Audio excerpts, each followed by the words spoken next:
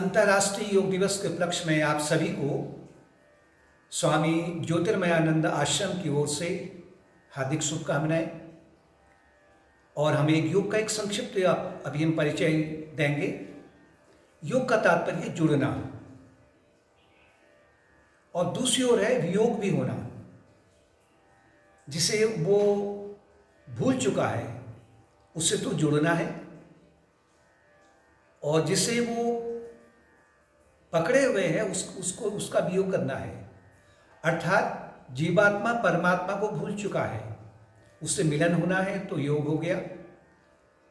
और वियोग का तात्पर्य है कि जिस संसार को, जो कि है ही नहीं, उससे वियोग करना है, जिससे उससे पकड़ा हुआ है उससे त्यागना है।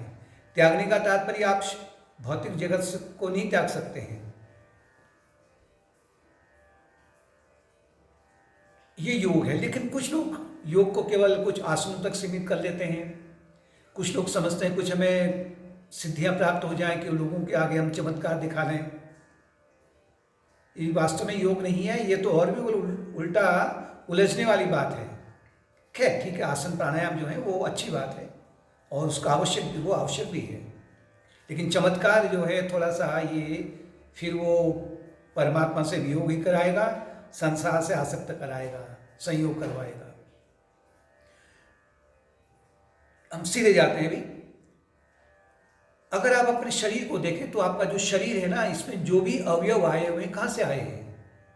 इस भौतिक जगत से।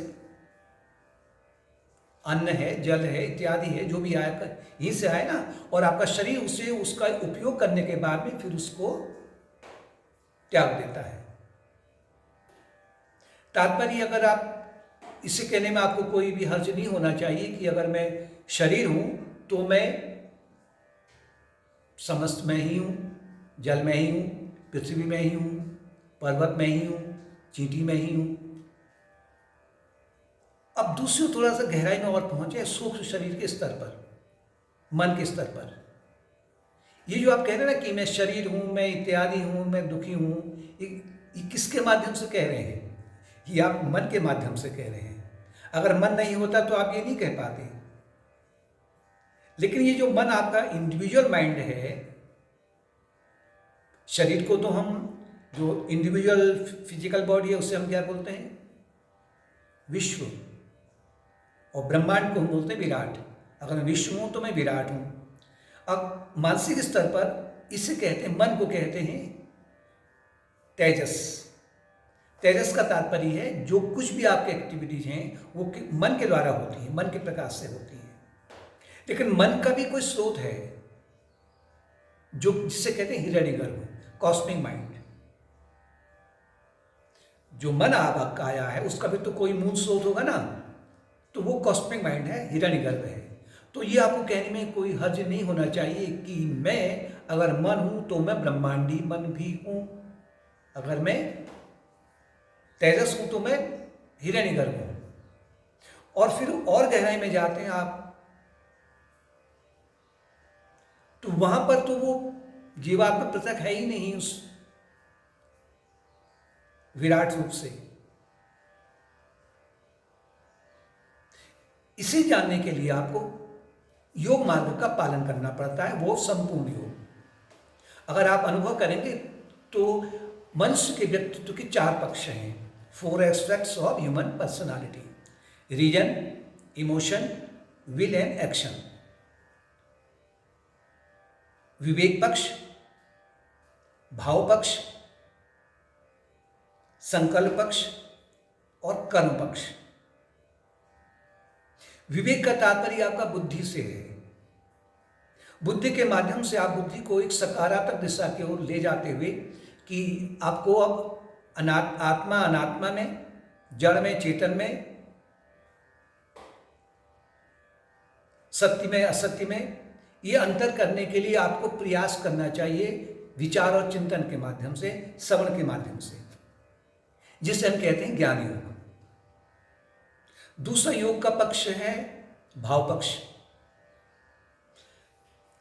मनुष्य के हृदय में अनेकानेक जन्मों से जो भावनाएं उत्पन्न हुई हैं वो मलिन भावनाएं आई हैं, अशुभ भावनाएं आई हैं। पंचक्लेश के माध्यम से। उन भावनाओं को आपने, भावना का हृदय जो संबंध है वो हृदय की गहराई से है, फिजिकल हार्ट नहीं, भीतर गहराई से। तो इन भावनाओं का संबंध आपका भक्ति योग से है। तो भक्ति योग के मार्ग का पालन करते हुए आपको इन भाव, जो अशुभ भावनाएं हैं, उन अशुभ भावनाओं को शुभ भावनाओं से परिवर्तित करना है, दैवी गुणों से उसे परिवर्तित करना है उनको। तो धीरे धीरे आपका जीवन निर्मल होते जाएगा, आप जुड़े रह जा रहे हैं ना ईश्वर की ओर। तीसरा है संकल्प पक्ष। संकल्प का सीधा सीधा संबंध है मन से। जो मन अनंत जन्मों से और इस जन्म में भी अपनी अनंत और अद्भुत मानसिक ऊर्जा को केवल सांसारिक भोगों में ही बिखरा रहा है, उन मन की किरणों को या मन की वृत्तियों को आपने एक पॉजिटिव डायरेक्शन की ओर, सकारात्मक दिशा की ओर, जिसे हम ध्यान योग भी कहते हैं। संकल्प पक्ष का जो तात्पर्य है मन से है, मन का तात्पर्य आपका ध्यान योग से है। तो ध्यान योग के माध्यम से आपने उस मन को आपने केंद्रित करना है, जिससे कि मन की जो ऊर्जा है वो अपना अद्भुत कार्य को संपन्न कर सके। चौथा है कर्म पक्ष, अर्थात कर्मयोग। कर्मयोग का संबंध आपके ये भौतिक अंगों से है, वाणी से भी है, आपके जो 5 इंद्रियां हैं उनसे भी है। इनके माध्यम से निरंतर व्यक्ति जो भी कर्म करता है वो इस संसार में रह करके केवल जो नश्वर भोग पदार्थ हैं उन्हीं की ओर, उन्हीं कर्मों को करता है, और नहीं तो वो कर्म नहीं करेगा, अर्थात वो कर्मफल की इच्छा रखते हुए कर्म करता है। यहाँ पर अब आपको कर्मियों के माध्यम से धीरे धीरे जो कर्मफल हैं उनको त्यागते हुए आपको केवल आपको ये विचार रखना कि मुझे मेरा जो कर्तव्य कर्म है वो कर्म करने का है। तो इसे कहते हैं कर्मयोग। तो ध्यान योग, ज्ञान योग, भक्ति और कर्मयोग, इन चारों का जो समन्वय है उसे कहते हैं संपूर्ण योग। इसके साथ में आपको अपने शरीर को, ये जो भौतिक शरीर है, इसको आपने स्वस्थ रखने के लिए हठ योग का सहारा लेना होता है। हठ योग का तात्पर्य है जो भी आपके आयु के अनुसार में, शरीर के अनुसार में जो भी आपसे आसन होते हैं, उन आसनों का नित्य प्रति अपने जीवन में 10 से 15 मिनट उसका अभ्यास करना, और साथ में प्राणों में सामंजस्य लाने के लिए आपने प्राणायाम भी करना है। अगर इस तरह से आप कर रहे हैं तो आपको एक स्वस्थ शरीर में स्वस्थ मन, स्वस्थ बुद्धि, निर्मल भावनाएं ये एकत्र होने लग जाती हैं, जो कि आपको योग मार्ग की ओर निरंतर ले जाता है। अगर आप ऐसा कर रहे हैं तो आप योगी हैं।